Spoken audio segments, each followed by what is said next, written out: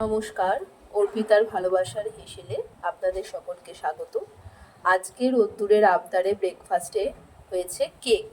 আমি এই কেকটাকে হেলদি করার জন্য রাগি পাউডার দিয়ে বানিয়েছি এবং এর মধ্যে চিনির বদলে গুড় ইউজ করেছি। আপনারা যদি এই রকম ধরনের হেলদি ব্রেকফাস্ট বানাতে চান তাহলে অবশ্যই পুরো ভিডিওটা ফলো করবেন। এর মধ্যে ছোট ছোট টিপসও দেওয়া রয়েছে এবং বাড়িতে ট্রাই করে জানাবেন কেমন হলো। কেক বানানোর আবদারে তো সেটা তো পূরণ করতেই হবে, তো সেই জন্য আবার মাকে কেকটা হেলদিও করতে হবে। তাই আমি ময়দার বদলে এই রাগিটা ইউজ করি, রাগি পাউডার। আপনারাও কিন্তু আপনাদের খুদেদের জন্য বাড়িতে এটা করে দেখতে পারেন। এই কেকটা বানানোতে আমি এই কাপটার মেজারমেন্টে ইউজ করছি, আপনারাও কিন্তু মাপ করেই ইউজ করবেন, না হলে প্রবলেম হবে। 1 কাপ রাগি পাউডার নিয়ে নিয়েছি। এই রাগি পাউডারটা ইউজ করলে পরে এর মধ্যে কোকো পাউডার দেওয়ার আর প্রয়োজন পড়ে না। পুরো কোকো পাউডার দিলে যেরকম চকলেট চকলেট কালার দেখতে হয় ওই রকমই কেকটা হয়ে যায়। কেকটা আরও হেলদি বানানোর জন্য আমি চিনির বদলে এখানে গুড় নিয়ে নিচ্ছি, ওই কাপেরই মাপের 1 কাপ। এর মধ্যে দিয়ে নেব 1/2 চামচ মতো বেকিং পাউডার, 1/2 চামচ মতো বেকিং সোডা।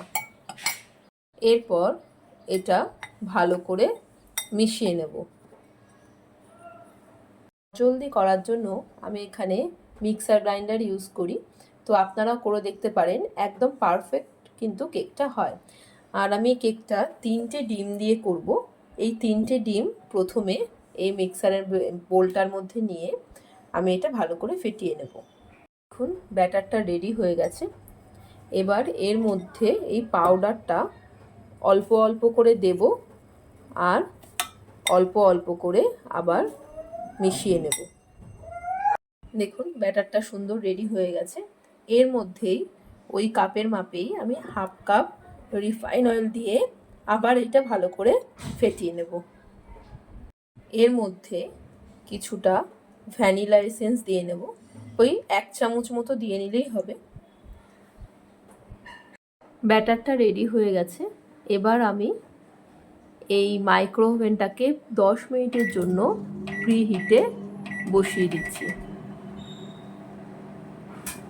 যতক্ষণ পর্যন্ত আমি ব্যাটারটা রেডি করব ততক্ষণ এই মাইক্রো ওভেনটা প্রিহিট হয়ে নিক।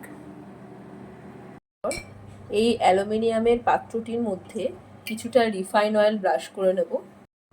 এর মধ্যে এই মিক্সারে করা ব্যাটারটা এরপর দিয়ে দেব। আপনাদের যদি অর্পিতার ভালোবাসার হেসেলের এই ছোট ছোট রান্নাগুলো ভালো লেগে থাকে তাহলে অবশ্যই বাড়িতে ট্রাই করবেন এবং কমেন্ট করে জানাবেন কেমন হলো, আর লাইক আর শেয়ার করতে কিন্তু ভুলবেন না। এরপর এর মধ্যে যাতে কোনো বাতাস না থাকে তাই জন্য এইভাবে কিছুটা প্রেস করে নিতে হবে।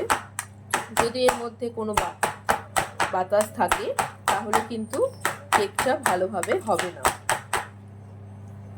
এরপর এর ওপর থেকে কিছু ড্রাই ফ্রুটস দিয়ে দেব, কিছু কাজু, কিছু কিশমিশ দিয়ে দেব।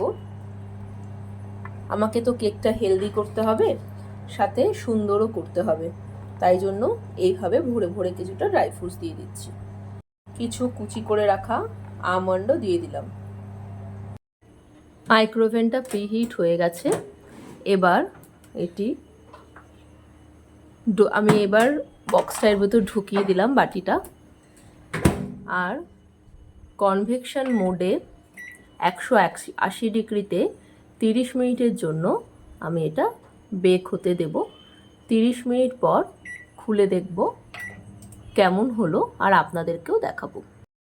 দেখুন 30 মিনিট হয়ে গেছে, কেকটাও সুন্দরভাবে বেক হয়ে গেছে। আমি এবার এটা একটা প্লেটে বেড়ে আপনাদের দেখাচ্ছি। দেখুন কেকটা এবার প্লেটের মধ্যে কি সুন্দর করে ছেড়ে গেল, আর কতটা স্পঞ্জি হয়েছে সেটাও দেখুন। আপনাদেরকে কেটে দেখাচ্ছি।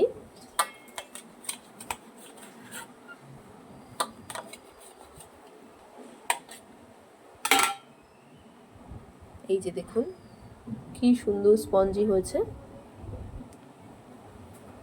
অবশ্যই কিন্তু বাড়িতে ট্রাই করে দেখবেন। আর দেখি রোদ্দুরের কেমন লাগলো।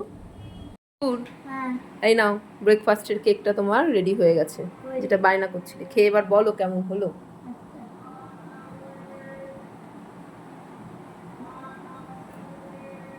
ভালো হয়েছে? হুম আই লাভ ইউ। আলু বকু